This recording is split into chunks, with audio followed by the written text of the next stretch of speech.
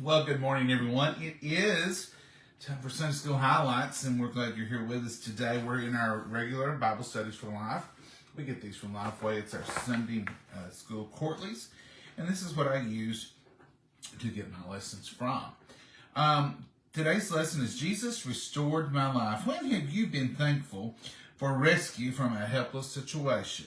The point today is Jesus restored what was broken in my life. The passage is John 5, 2 through 11, 19 through 21. That was John chapter 5, verses 2 through 11, and verses 19 through 21. So the author goes into detail about how his baby was born, not weighing a full pound, and she was in a NICU, and they went through a roller coaster of ups and downs. And finally the doctors came and said, "There's nothing else we can do." And they began to pray. And they had to go to God for the answers. They had to depend on Him. And he said they prayed like they had never prayed before.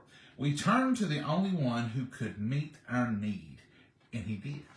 So that's a good testimony from the author of this lesson today. John 5, 2 through 7. Now there is at Jerusalem by the sheep market a pool which is called in the Hebrew tongue Bethesda, having 5 porches. In these lay a great multitude of impotent folk, of blind, halt, withered, waiting for the moving of the water. For an angel went down at a certain season into the pool and troubled the waters. Whosoever then, first after the trouble of the water, stepped in was made whole of whatsoever disease he had. And a certain man was there which had an infirmity 38 years. When Jesus saw him lie and knew that he had been now a long time in this case, he saith unto him, "Wilt thou be made whole?" The impotent man answered him, "Sir, I have no man when the water is troubled to put me into the pool, but while I am coming, another steppeth down before me." So he had been laying by the pool. I don't know if he'd been there the whole 38 years or not, but he had had this infirmity for 38 years. It says we don't know much about the pool called Bethesda, but it was near the actual sheep market. The sheep market was where the sheep were brought to be sacrificed in the temple. So here this man laid, and the actual Lamb of God comes along and offers him healing. So during this time, the man had laid there all those years, and people knew, and what a testimony that must have been to everyone when they seen him, you would think. It says, this is John 5, 8 through 11. Jesus saith unto him, "Rise, take up thy bed and walk." And immediately the man was made whole, and took up his bed and walked. And on that same day was the Sabbath. The Jews therefore said unto him that he was cured, "It is the Sabbath day. It is not lawful for thou to carry thy bed." 38 years he had waited. He answered them, "He that made me whole, the same said unto me, Take up thy bed and walk." After 38 years of suffering, this man's life was instantly changed by a few short words spoken by the healer. "Rise, take up thy bed, and walk."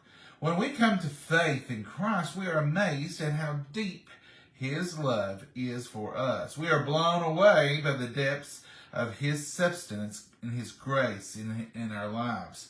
We cannot imagine the short-sightedness of our expectations. Like the man at the pool of Bethesda, we fail to recognize that Jesus can meet our needs. So here this man laying, when Jesus came up, he didn't recognize that Jesus was the one to meet his needs, but Jesus met them anyway, did He not? Jesus knew that this was the Sabbath day. He knew exactly what He was doing.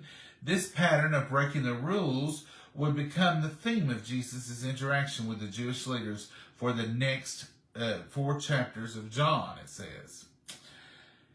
John 5, 19 through 21. Then answered Jesus and saith unto them, "Verily, verily, I say unto you, the Son can do nothing of himself, but what He seeth the Father do. For what things soever He doeth, these also doeth the Son likewise. For the Father loveth the Son, and showeth him all things that himself doeth.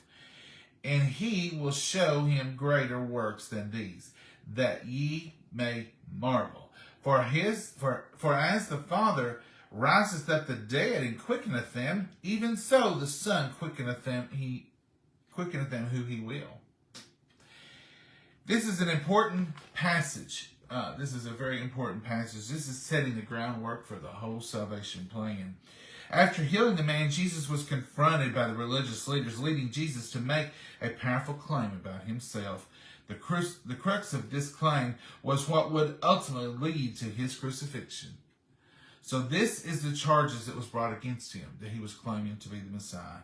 My Father worketh hitherto, and I work, John 5:17. Jesus was saying, and it was not lost on the Jewish leaders, Jesus was making himself equal with God, verses 18. So this is at the end of the trial. This is what he was crucified for. This is the charges brought against him. He was claiming to be God. Jesus saw the Father at work and aligned himself with that work. Jesus did not work the work. The Father showed him.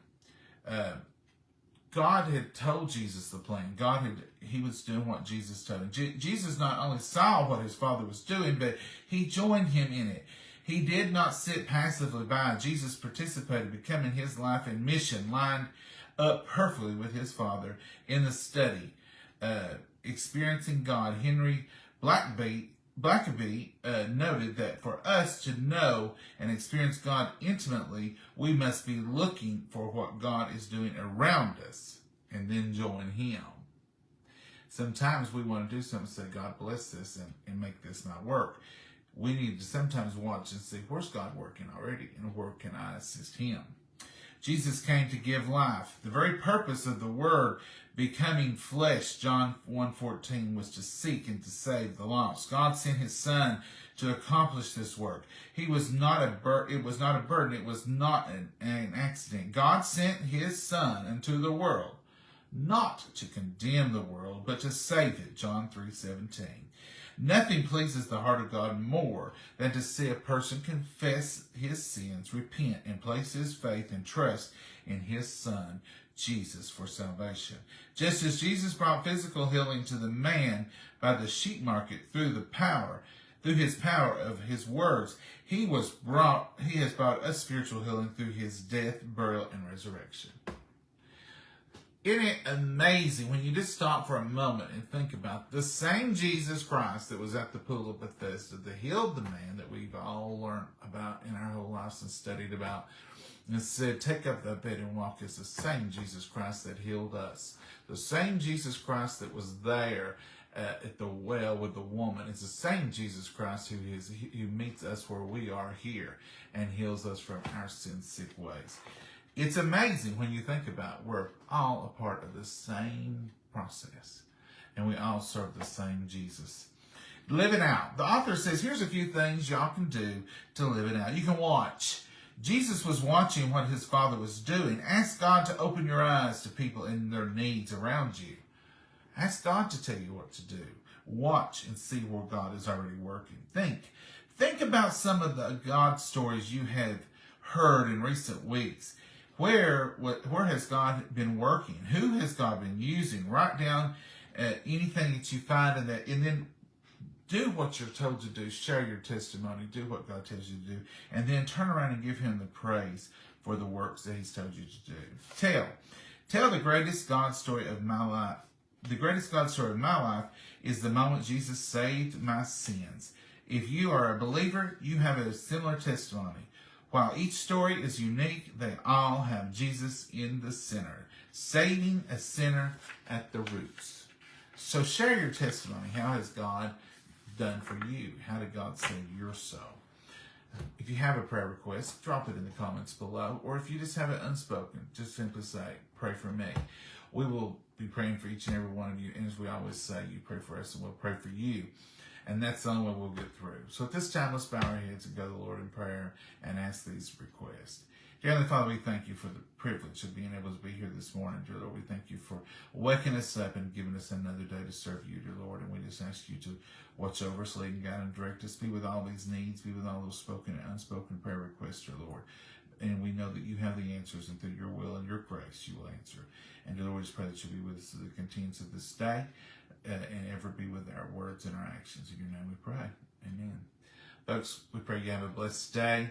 If you have a church of your choice, get out there and get to worshiping the Lord. Today's your day to recharge and to be able to go out and serve him through the week. So we go to church. A lot of people think that we go to church to serve the Lord. My opinion is we go to church to worship the Lord and recharge our batteries so that we can spend the rest of our 7 days of that week doing his bidding, doing his will. So go today and get your spiritual recharging. Hear what the Lord has to say to you. Hear what your pastor has to bring. And y'all have a blessed day. Bye.